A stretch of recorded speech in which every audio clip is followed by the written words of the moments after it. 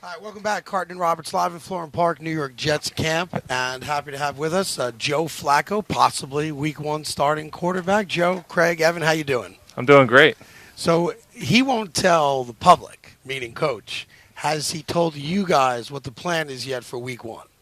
No, I don't think we find out too many plans around here until it's game time. Like so. Saturday night, he knocks on the hotel door. Guess what, Joe? You're starting. Well, tomorrow. are you checking in on Zach saying, how you feeling? Maybe you should give it an extra week. There might be a little bit of that. I don't know. Your story as a Jet's interesting because, when you first came here, you didn't come here to play much or to start because they had, Zach's Right. here, right? And there was even the issue of, what's going on with Philadelphia, and you didn't come here right away. And this is a lot different, namely because Zach got hurt. But you came here, what was your expectation for this year coming back to the Jets? Well, listen, I think anytime you're playing football, you have expectations. You have to manage those to some level. Obviously, I see the writing on the wall when I signed back here, and I'm willing to come back. I had a great experience here last year. Just wanted to come back here and help Zach out and help the team out and play my role and be the best I can in whatever that is. So, yeah. And then when you come up here with a training camp, I mean, we're all getting a pretty good amount of reps. So you can just come out here, work hard every day, keep your head down, and do what you do. Do you think of yourself as a starting quarterback in the NFL? Listen, if I would not be playing football at this point in my life if I didn't believe I could still play. But like I said, that's something that I've dealt with, the last couple off seasons and have obviously embraced my role. And like I said, want to help this team out in any way I can. I could speak, I think, for Craig, for myself, a lot of Jet fans. While Zach's the future, we hope he's the future. If you start Week 1 and you win, especially against your former team, we're going to want you to start Week 2. You win Week 2 and you're 2-0, we're going to be screaming, he better start Week 3. Do you feel like... Yes. You'll be screaming too. Do you feel like this is an opportunity where if you go out and play well, even though Zach is the future, this could turn into something maybe none of us expected and you're the guy here? Listen, I'm not going in with that kind of mindset necessarily. It's always an opportunity when you take the field in the National Football League. My mindset is not to come in here and, obviously I want to go out there and win games for this football team. That's my role. But when Zach gets healthy, he's going to be the quarterback. But that doesn't mean that I don't want to play football down the road and continue to play football. So anytime you go out there on the football field, it's an opportunity to play the best you can and show everybody in the world that you can still play this game at a high level. But would it piss you off if you play well, Zach's healthy, and they're like, yeah, sorry, Zach's job again? Like, as a competitor, would you be kind of pissed about that?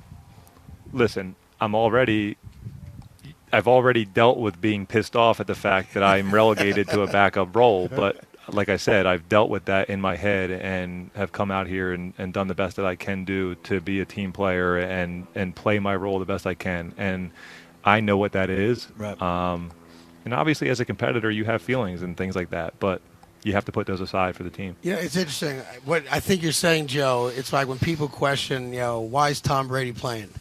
Because you can't imagine life without football. And although in the real world you're a young man, right? 40 years old. In football, the age is different, right? Right. But my gut is that what you're saying is you love it so much that if you think physically you can still do it and mentally you got to be there too, you don't want someone to take it away from you. You want to play until your body tells you, your mind tells you, now it's time to stop. Am I right on that? For sure. If I feel like I can physically still play and mentally I have the capacity to do it, I owe it to myself to go out there and give myself every opportunity and keep showing everybody that I belong in this league. Right. And listen, I was just joking with a couple of people about this same conversation. Like, why are you still playing? I literally haven't thought about not playing. Maybe the one time was when I had surgery on my neck a couple of years ago, and I just wasn't sure if it was going to be in my hands whether I was going to play or not, whether somebody's going to be willing to sign me. And I think that, in some ways, gives you a little check. Like, damn, man, I love this game. I can't imagine. It's not even about money at that point, right? Well, definitely not about money. I mean, I can't imagine if I wouldn't be able to play anymore and end like this. I want to keep going. I said, listen, I mean, I go home and my kids are at the age where it's like it's fun for them to be able to see me play. It's fun for me to want to play. And believe me, I'm not getting any compliments at home. And I'm not just chopping it up with the boys, like hanging out like I am here. This is you have to remind yourself how fortunate we are to do what we do and play this game. I mean, we're having a blast over here every day. Yeah, we bitch and we moan about things like that, especially during training camp, but this is so much fun. And like I said, I feel like I can still play, and I owe it to myself to still play. So we were talking to Terrell Suggs the other day, and he told the story. I want you to confirm this story for me. Yeah, everyone knows the famous, Joe's Elite, all that stuff, during the playoff runs and that. And then he told us that when you had good games, that you would come into the locker room the next day and he would have a life-size poster of an attractive woman in your locker room. And if you may have had a bad game, it'd be a life-size picture of a guy. Is that a true story? It's 100% true. What a great human being. Unbelievable. I think that was probably my first, second year. Oh, it was early on in my year, man, and that was so much fun. I mean, the media's coming into the locker room, hanging out, talking. I had this crazy picture posted to the back of my locker room, and I didn't care. I thought it was just hilarious, so I went with it. Who knows what people were thinking, especially when you have some kind of thought of what my personality is like, and then you see this crazy, who knows what kind of magazine girl's picture in my locker. I'm curious, and we're talking to Joe Flacco. When you were here in 2020, you're here as a backup, you leave to go to Philadelphia, then the Jets trade for you. And it sounded from Saleh and Douglas like they love you, especially Douglas. He wanted you back. Why did you leave? What led to signing in Philly? And obviously you came back, you re-signed now, but what went into the decision not to be with the Jets to start last year? Listen, I think there's a lot of different things that probably came into play there. I probably wasn't sure that they felt that way. They just drafted Zach, number 2 overall. I wasn't sure in the direction they were going. You look at, maybe if you do get to play, how ready are the teams? Are they young? Are they have a little bit more veterans? You look at all kinds of different things. Right. It kind of just is what it is. At that point, you're still looking at it as if, hey, if I get an opportunity here, if I can show somebody that I can play, I want to go out there and I want to win a lot of games. And you knew that when they draft a kid number 2 overall, that he's going to be the guy who's going to play. So, but I assume staying in the Northeast is probably important. You have a young well, listen, family, right? I'm not even 15 minutes from the Eagles facility, so that obviously played into account too. I mean, I'm close. Right here, I'm close, but it's so close. Well, you have to move your kids and your wife and all that stuff, right? I'm so close here that it's not worth moving my wife and kids, but then I don't get to be at home as much as if, like, I was across the country and they moved out with me. So the Philadelphia thing, I would say that was a unique situation to be able to get to play there. That was one of the factors. Give Jet fans how if you were an analyst, how do you handicap the Jet wide receivers? Listen, man, these guys are super talented. Here's what I keep telling everybody about our team in general and those guys. I think that we're at the point where, man, we're starting to feel like we're getting better. We can be pretty good. Man, look at, like, how about that? That was pretty good. What do you think? But these guys haven't won at this level. Our team hasn't won in a couple of years, so it's going to take going out there and having success on a Sunday and for us to really, like, the switch to really flip in our heads. And listen, that's how it always is.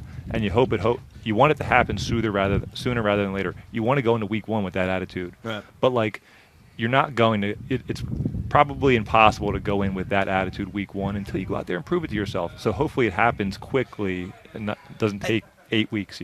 I get the sense. This is just literally reading the reports from practice that you and Corey Davis have developed a good chemistry. You feel that way, that you and Corey have really kind of built something over the last couple of weeks practicing? Well, I just think he's an awesome player in terms of how he goes out there and practices. I mean, when you put the tape on, he's running full speed. When he's not getting the ball, you can tell that he's been in this league and why he's been in this league for as long as he has. He's running full speed constantly. He's not complaining. He's doing what he's supposed to do. And the next thing you know, you have a couple days in a row where you're feeding him the ball because he's doing the right thing and the ball's going his way. So anytime you have a guy like that, it's not that difficult to kind of get on the same page with. He has very good body control. He knows how to stay open in zones and beat man coverage, like, in little unique ways. So does it help, assuming you start week 1, which I guess I am, did it help that you guys faced a Wink Martindale defense yesterday and you're about to face the defense that he just previously coached? Is that a help at all or not a big deal? I think it's always, listen, it was one day, right? 30 plays, 20 plays, whatever we ended up running. But no one hit someone else with a helmet, swinging it wildly. So that didn't happen. That was a benefit. It's tough to probably put a a number on like how much it helped us, but I think it's always advantageous, especially when you only have to drive 20 minutes. It was just like another day of training camp. So I guess this is a silly question, and we're going to let you go here in a second talking to Joe Flacco. You talked about the youth of the team a moment ago, and I get the sense, I don't want to put words in your mouth, but some teams need to learn how to win. That's a tangible thing. And I wonder the way, I know it's preseason, I know a lot of guys won't be on this roster come final cutdowns, but the 2 preseason games, winning those games, coming from behind, does that help?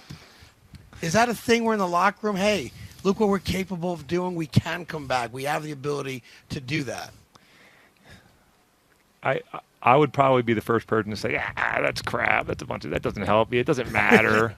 But in this case, like with this team, there is things to be gained from that. Like guys feel that energy. They feel the fact that, oh man, we won that game. Well, it gives it just gives a different feel around the building for the 3 days after that. You know what I mean? So I think yes, it does. This leads into something that I'm fascinated by, even though it means nothing. But you were a part of it slightly. The Ravens, the team you used to play for, have won like 22 consecutive preseason games. Yeah, it's wild. Makes no sense. It's wild. But the Ravens are good. The Ravens are a consistently good team. So I wonder, is that like a coincidence, right, or is it connected to their success that they've had, that they win all these don't-be preseason games? I don't think it's all coincidence. I think it speaks to the level of like depth that they have, and also the importance that the coaching staff puts in on it. Like we've always had hard training camps there that guys really want. We grind, and I shouldn't say we, they, and we did. So I definitely think there's more to it than just, oh man, 22 games in a row, how lucky is that? Or can you believe that? They obviously, I'm not saying that they're out there trying to like just kill it in the preseason, but just the way they practice over there and the way the coaching staff kind of approaches things, I think it helps them out. Would it be extra sweet to stick it to them week No, one? Evan, it would suck.